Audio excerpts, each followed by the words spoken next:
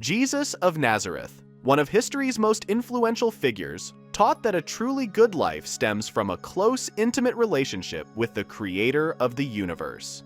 Jesus believed that receiving God's love was the ultimate treasure of human existence. He taught that our response to this love should be to give it back to others through acts of righteousness.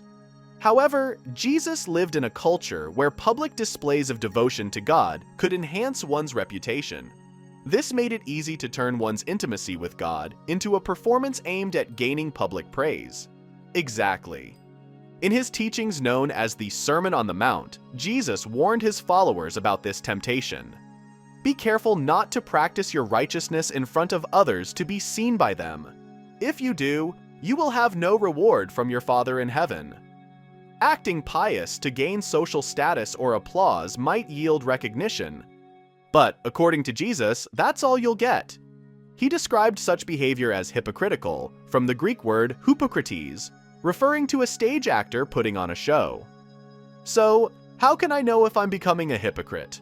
That seems like an easy trap. It is very easy.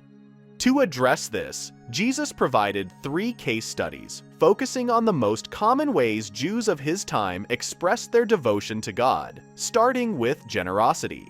So, when you give to the needy, do not announce it with trumpets, as the hypocrites do in the synagogues and on the streets, to be honored by others.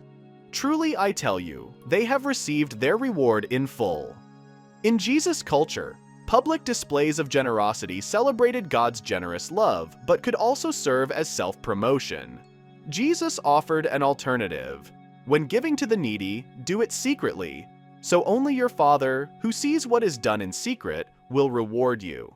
To ensure your generosity is truly motivated by love, give in ways that others cannot see. But didn't Jesus also teach to let your light shine before others? Yes. Jesus called his followers to give generously to reflect God's love. However, he cautioned them to be self-critical. If there's even a hint of inner hypocrisy, it's wiser to give in private. It would be easier if Jesus provided a single clear rule. Perhaps.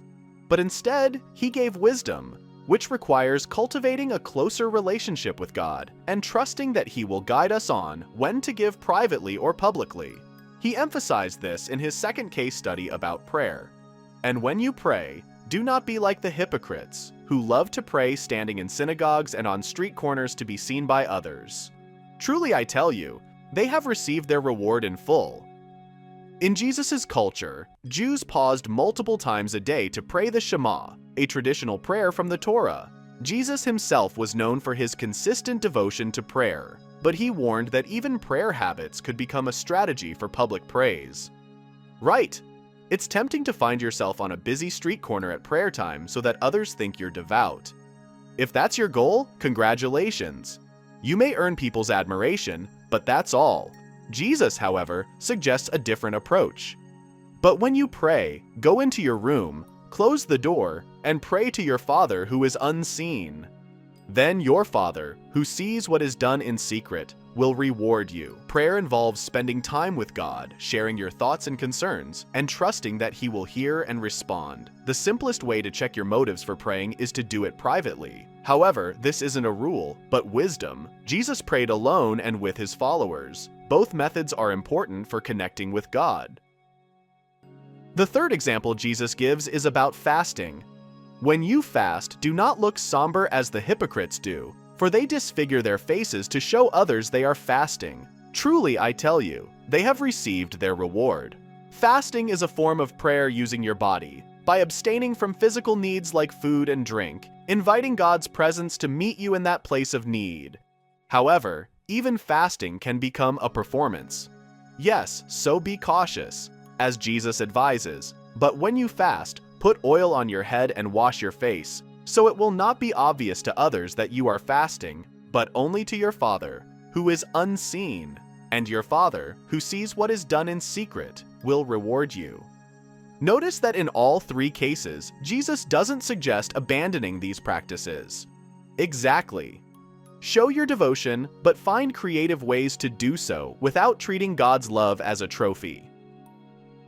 Jesus understands that his followers will be most effective when they care the least about their social standing, because their ultimate goal is simply to know and be known by the God of generous love. We've just examined 3 warnings for those committed to a relationship with God, one of which is about prayer. Next, we'll explore the core of the Sermon on the Mount, where Jesus teaches his followers how to pray.